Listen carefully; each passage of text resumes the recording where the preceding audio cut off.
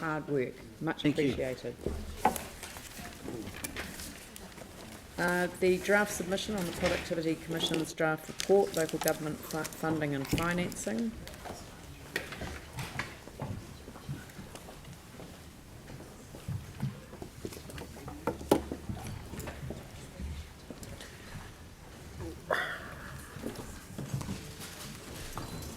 Good morning. Would you like to present the report, take it as read? You can take it as read. Just Yeah.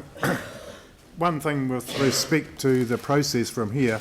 The submission needs to be with the Productivity Commission by the 29th of August, and then they will report back to the Minister in November. So that's the process going forward. Yep. So I just had a one question, and it was just sorry. It was just in relation to what the submission is actually saying about the Uniform Annual General Charge, because I didn't feel that Solgum and LGNZ were completely aligned. So which one are we supporting? We are supporting the Solgum submission, saying that it opposes the deletion of the UAGC and the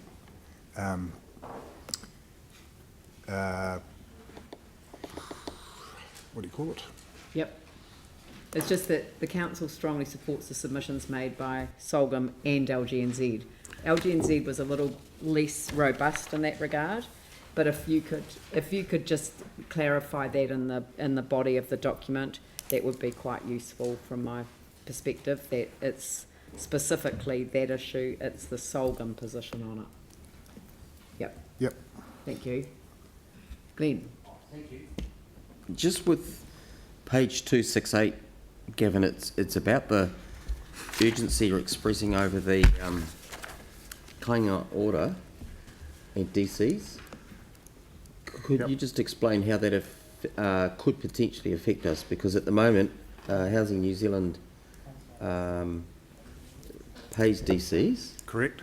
And so if that's partly or wholly folded into Kainga order, it will then be exempt. Is that correct? That's certainly the way that the current legislation is Right. is tracking. And so in Christchurch, with the number of Housing New Zealand units here, that loss of income will be significant for the council. Well, it's all based on future development, Yeah, of course. it is, yeah. But yes, it would or could be significant. Yeah, okay. Phil? Thank you, Gavin, for your work on this. I just want to ask you, and it's in relation to point 15, our page 269, I think, Gavin, but just regarding the possible nationalisation of insurance services, and the next paragraph you go on to refer to an extension of EQC. And I guess, given that we are already highly insured as a city and generally as a country, I just wonder where that will fit, particularly in relation to the insurance companies. How would the extension of our EQC fit with the big insurance companies? I think the point that was being raised there was the number of people who weren't insured and therefore had no EQC cover, and that the thinking was if the council instead levied the EQC levy on behalf of EQC and added it to the rates bill, then every property that's rated would be covered. I guess there's some potential downsides to that too, in terms of people paying for their own insurance, or would it or some people not paying. The idea there is simply to eliminate that non-insured gap that emerged after the earthquakes. So, and it was suggested as a way that could be done. Yanni? Picking up on the Mayor's excellent idea that Environment Canterbury could have a regional development contribution. I think that was something I heard you say previously. Was the ability, like in our submission under paragraph 8, we talk about the need to charge DCs across other districts to pay for the infrastructure. But I thought the comment that the Mayor had made previously was if the Environment Canterbury, like the regional council, could have a DCs program, that may be a cleaner way of doing it. So I just wondered where we'd got to with that, because I personally hadn't thought of it before, but it did seem quite a sensible thing that we could charge a development rate across the region, which would be more equitable. Yeah, the charging of DCs is linked to the ownership of the asset. Yeah. And if the regional council was to be the owner of assets that had regional benefit, then perhaps that would be worth having a look at. But having the regional council charge regional or sub-regional development contributions on behalf of this council, for example, may not be an ideal arrangement. Right. So what we're asking for basically is the ability to charge development contributions in Selwyn and Waimak for infrastructure that is built to service those areas. Correct. Yeah. Yeah. So, and I think that picks up the point that was made in the submission that we or the deputation we received this morning ahead of this report. Is that good? Sorry, I missed the deputation. We had a deputation, excuse me, from the representative of the Hallswell River Rating District Liaison Committee, who raised the point about the significance of the beneficiary being in another district from the people that cause the issue and who gets rated. So, Yep. yeah. But I think Yanni's point arose as a result of downstream traffic effects of decisions that are made in other districts or regionally, and the impact that that has on our city and where the rating should apply. So, and I think I probably would like that even more clearly stated in our submission, because it is a big issue for the city when we are looking at the downstream effects of decisions that apply in other districts. Yeah, and I mean, I wondered whether, you've got the Greater Christchurch Urban Partnership and all the stuff happening around urban development and so forth, and maybe it's not the regional council, but maybe there's another mechanism of a formal plan that requires X amount. But I think a little bit more clarity. And also the regional rate, which you've got the stadium put into the DCs, but actually isn't that more about a regional rate rather than a DCs? It's about both, and I Right. can add the fact that a regional rate would be a useful addition as well. Yeah, Yeah. I think so. That would be great. Thank you. Vicky? So I'm just intrigued. What do you think they actually achieved in terms of so the Productivity Commission came to the problem with there is insufficient flexibility in local government and seemed to end up at the end of the problem with the same amount of flexibility in local government funding, except that central government will create some funds for some major hurdles that we face, such as climate change and infrastructure. In terms of their recommendations, you're right. The scope of the report was set by the Minister, so the Minister has asked the Productivity Commission to look at local government funding and financing. Within this window? Yes, apparently. Some of which sounds as though was said and some not so much.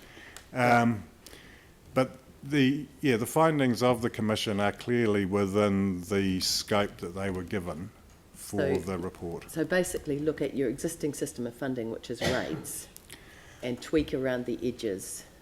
Well, they're suggesting some new forms of funding, particularly, as you say, more central government partnership funding. Yes, so that comes from central government back into local government, presumably at the discretion of central government always. I couldn't comment on that, I don't think. Isn't that the way central government funds usually work, that they happen at the discretion of central government? They get to make the call? You could be right. Yeah, yeah. So it just seems really odd to me that when we met with these guys, our concerns were that the Crown often doesn't pay the DCs, so Yep. the entire community subsidises that the Crown often doesn't pay rates, so the entire community welcomes them into the community and doesn't charge them anything for all of the services that they're providing. And then just to add insult to injury, we all give 15% on top of our rates to the Crown. Yeah. Pretty much. Yeah, pretty much. And the result of all of the investigation is, surprise, we'll have a few more DC remissions because we'll do it on the new state housing organisation as well. And then we'll create a few little funds that we'll eke out to you as you come and beg us. The the supplicant Yeah, that relationship that model. we're so used to Yeah. and we welcome so warmly.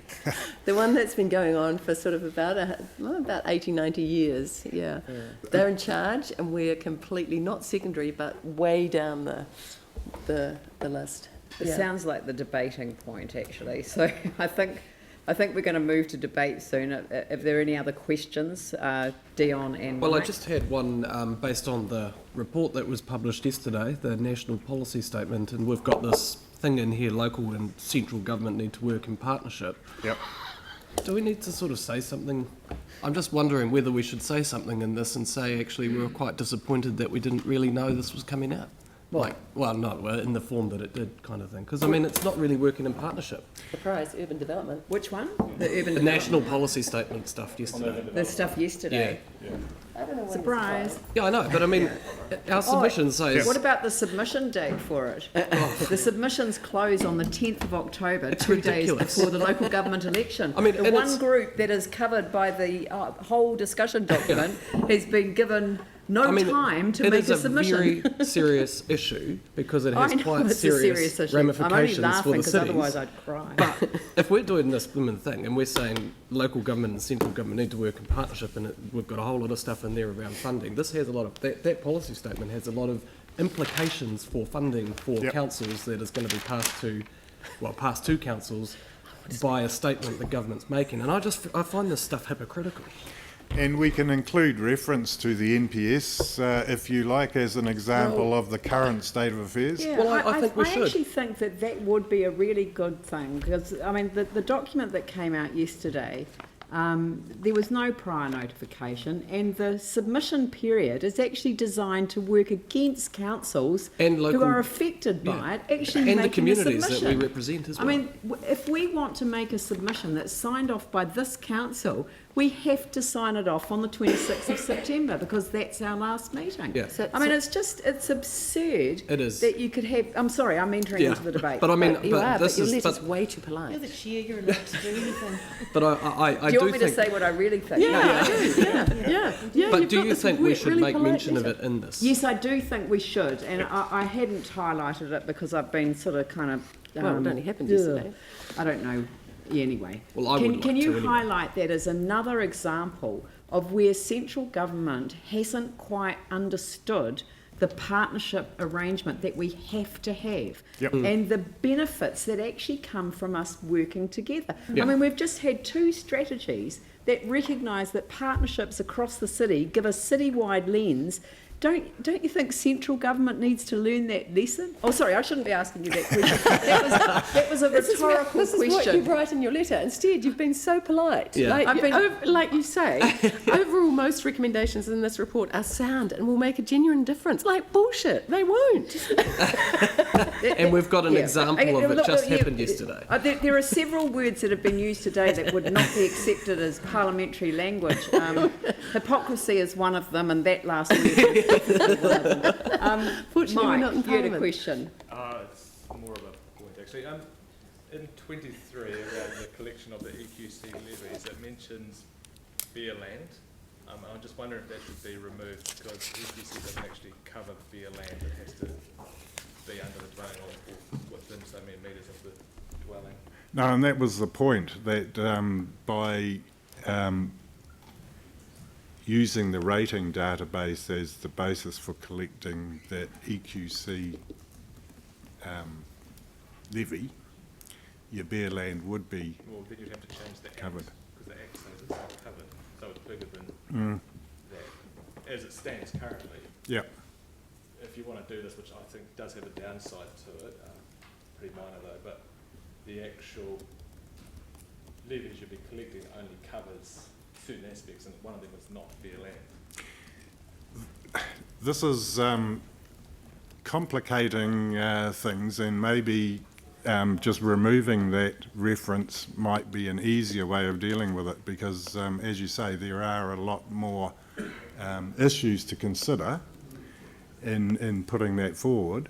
And as Phil, I think, said, there's a downside to the council collecting the rates. So Yeah, I don't perhaps have an we issue- just I don't remove have it. an issue with 23. I just think if we're going to put a statement like that, potentially we shouldn't have or bare land, because currently if we're talking about collecting EQC levies on behalf, then we sort of want to put in the right facts. Yep. Up to you. I can amend it or remove it, and we find an alternative mechanism for raising that possibility if that is what the council wants to do. You know, it wasn't, my only thing, one of the downside I think is if council start collecting EQC levies, it's just another thing on the bottom line. Yep. And when they look at the bottom line, they don't say, oh, that's ECAN rates, the CCC rates, they just say that's CCC Yep. rates, and we start throwing other things in there we're collecting on behalf of.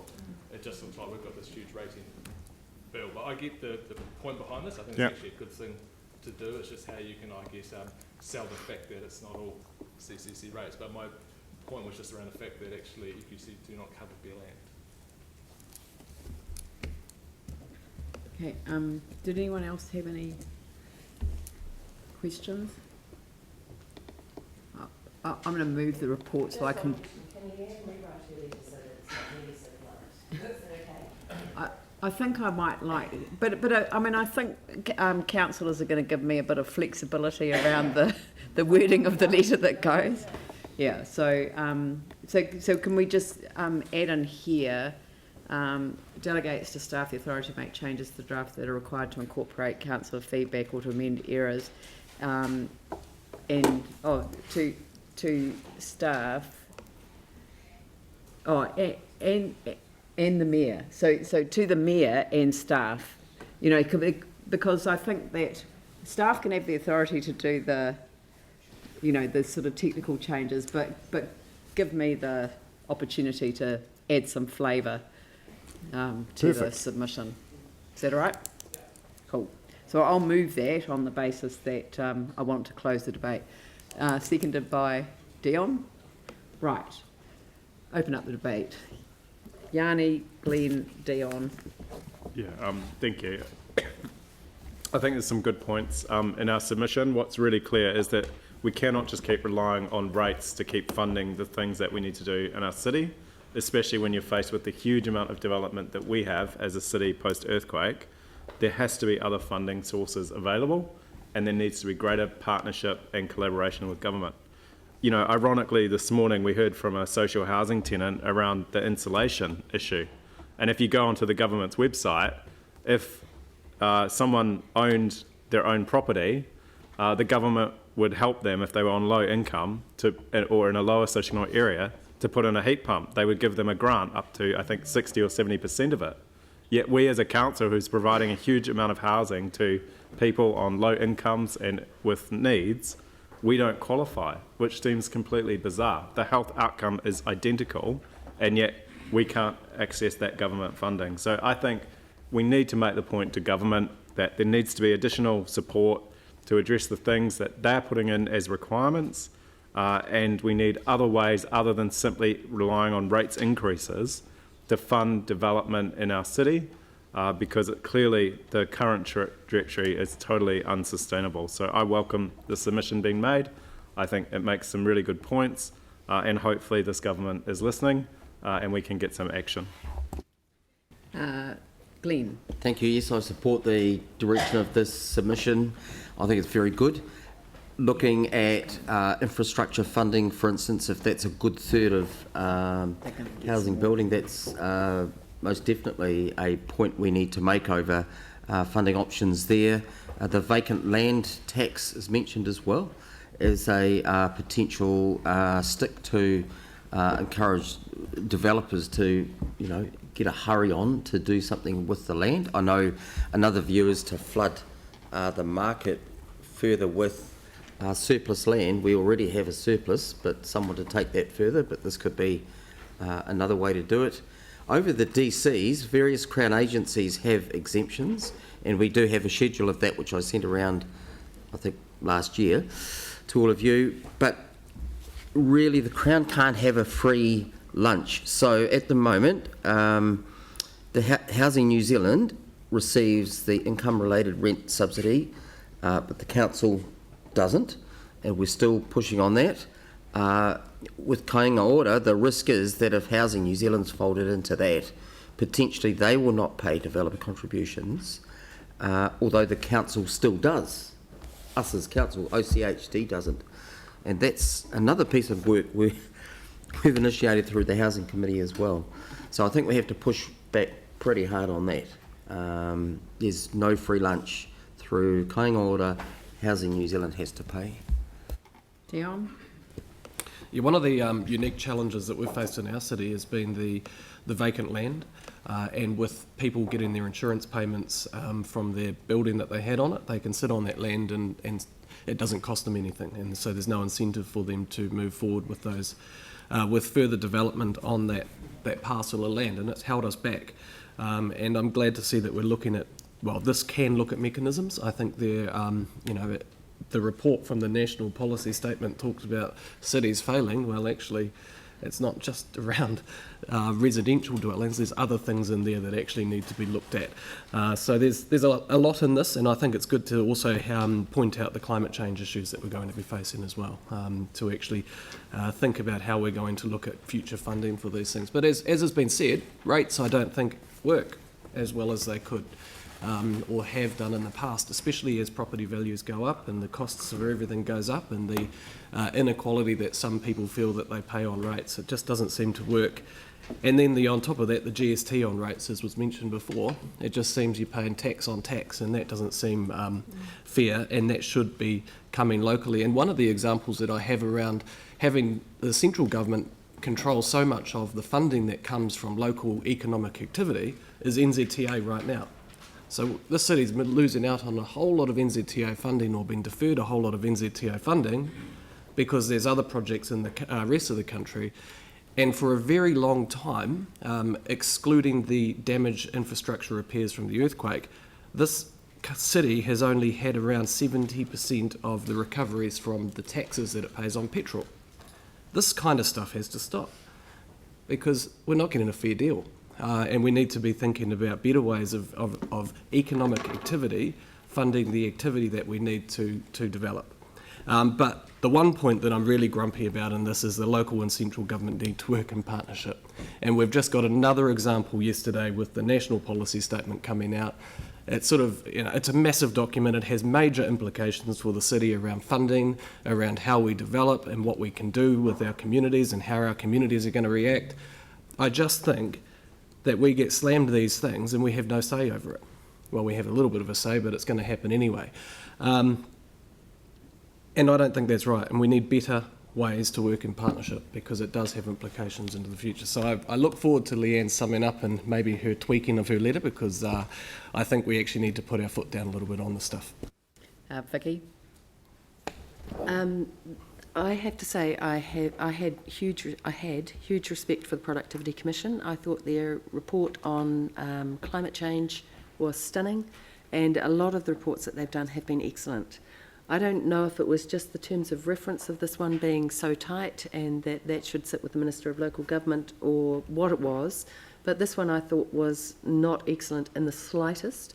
I don't think it dealt with the issue. The issue, as you put in your letter, is that councils must be empowered to access funding from sources other than rates.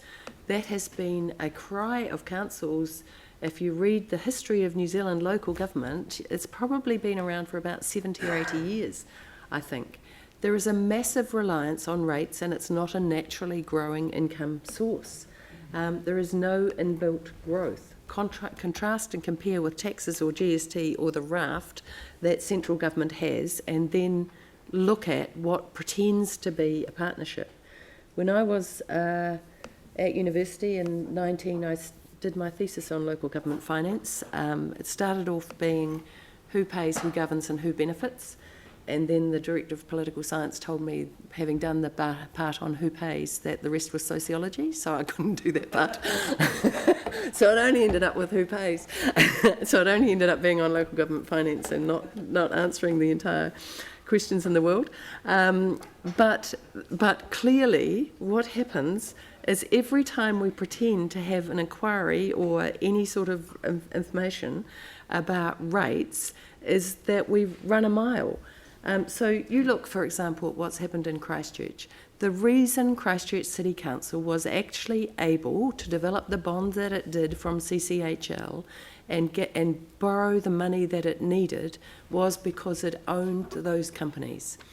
Had we not owned those companies, which is most of the cities and towns in New Zealand, and certainly rural areas, we would have been in much, much, much greater financial stress than we currently are. If you look at the other areas around New Zealand, Tauranga, the need for infrastructure in Tauranga is massive, and yet they're at the borrowing limit. So what do? If you look at the West Coast, where something happens with their tip, and they've got no money or no capacity or whatever to actually deal with it. Every council will deal with various emergencies. Very few of them have the capacity that Christchurch had to deal with it. So I think, the response is way, way too polite, and that we should actually say this is a dismal failure. We have to be actually able to get access to funding from sources other than rates. Everything that happens in a city actually comes to that city. And while the government decide that they're going to allocate this much here and this much here and this much here, we all sit around waiting. And NZTA is an excellent example of a government organisation just completely not working. And so I don't see why the Crown pretends to do these things and then leaves itself from all the costs. So not paying DCs, not paying rates, and then every one of us, through our rates bill, gives 15% every 3 months of it to the Crown as well, for whatever the Crown wishes to do with it, nothing to do with local government. So I think this is just a woeful miss, and I would be very happy to help you write your letter, Leanne. Thank you. Does anyone else want to contribute to the debate? I'll close the debate then. What I'll start with referring to the end point of the submission, which is the final paragraphs of it, and they're under the conclusion. There have been several investigations and reports into local government funding and financing in recent years, and none have delivered meaningful change. The Commission will need to be bold in its findings if this report is to deliver change. The presentation to this Council from the Productivity Commission indicated that central government had been clear that the transfer of tax funding to councils was a non-starter. This is simply not tenable. The Commission must raise this forcefully in this report. So the fact that the Productivity Commission have been constrained by the terms of reference established by central government in providing advice to central government on how appropriately to fund and finance the local government side of things. And just remember, we are utterly constrained in terms of what we do. Everything that we do has to be in accordance with the Local Government Act. We have requirements imposed on us by central government. I mean, I don't know whether people saw the Auditor General's report into the costs that have been imposed by central government just on the LTP process alone.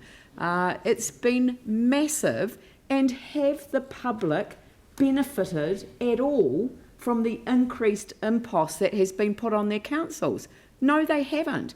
Is the information more clear? Is it more accessible? We heard the complete opposite when we did our long-term plan, and it was repeated in our annual plan. The documents are dense and inaccessible. They do not assist good decision-making. We are required to meet certain obligations established by central government. They very rarely seize the opportunity to partner with local government. Now, I'm going to turn myself back to an example where we have got a partnership arrangement with central government, but it's coming to an end. The government recognised it, and it is not something that they often do, but the government recognised that in order to address mental well-being in the community, they actually had to partner with the city.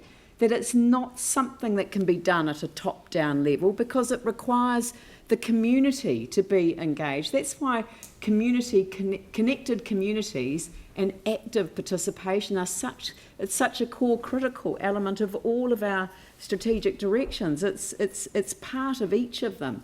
Addressing climate change, it requires connected communities and active participation. And because the government recognised that, they entered into a match funding arrangement so that we could actually empower communities to activate their own communities to build that level of connectedness. Rather unfortunately, Community Resilience Partnership Fund had an acronym that I hadn't quite thought through, but the model is right.